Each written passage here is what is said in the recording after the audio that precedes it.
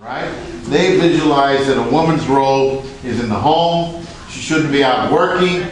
She shouldn't be complaining. If she does not have, if she has to make a decision on reproductive, her rights, the choice is not hers. It's the men in the legislature that decide the laws in the state of Texas. Get it. Women know what it means to have tough times and rise up above it. Women know what it means to take care of families and what you have to do to take care of families. Women know what it means that when you work in an employment situation and you're not treated equally, you just don't sit back and do nothing about it. You fight for your job and the right to have a wage that's the same as another man. Women know that if they don't get an education, they can't rise above the obstacles that they face today. And so they didn't like that, right? And they thought that by engaging in this war against women, they were going to keep them down and those women were not going to be a threat to them. It worked the other way around, right? It ended up working the other way around, and it finally culminated in the filibuster that we saw on June the 25th of this year. At that point, they just overplayed their hand. They overplayed their hand, and for lack of a better word, they pissed off a lot of women in this country.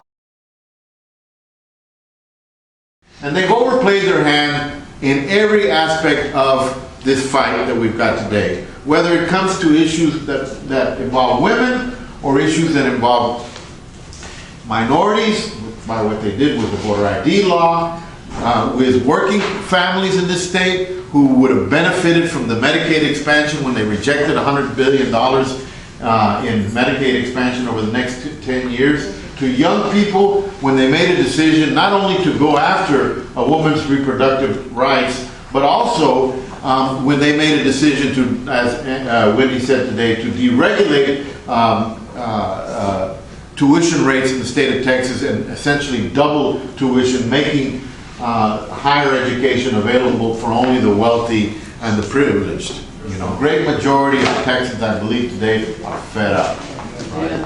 Are fed up with their right-wing social agenda, are fed up with their attitude that it's only about them and nobody else, that they're only to take care of the corporation, the insurance companies, and the privileged few, and the hell with everybody else. And everybody else is just going to have to take it and fend for themselves. Something that we as Democrats believe is fundamentally wrong, and that's not what America is all about, right? Between them and us is a hell of a lot better than them. To go out and vote. And one of the reasons why is that we had not had candidates that excited the base the way we needed to have. I mean, it's not just about getting Democrats organized, it's about leaders that will give those folks the passion that they need to go out there and work to elect Democrats across the state of Texas. We've got that. Then it really starts with Democratic women. It really does. It always has been. It's always been that way. How did Ann Richards start? Was Ann Richards thrown out there as a leader at the very beginning? No. Ann Richards was the person who was out there doing all the work at the beginning of each campaign for her husband when he was out there a lawyer in Dallas, Texas. That's how Ann started. Go back and read about her history. And you look at all the strong women in the state of Texas, they did all the work to get people elected. And they were the ones that did the work. They were never the ones that were chosen to lead, but they're the ones that did the work. Well, now, what we're asking you to do, and we're going to do it as well, is we're asking you to go out there and do the work to choose women to run this state, right? Yes.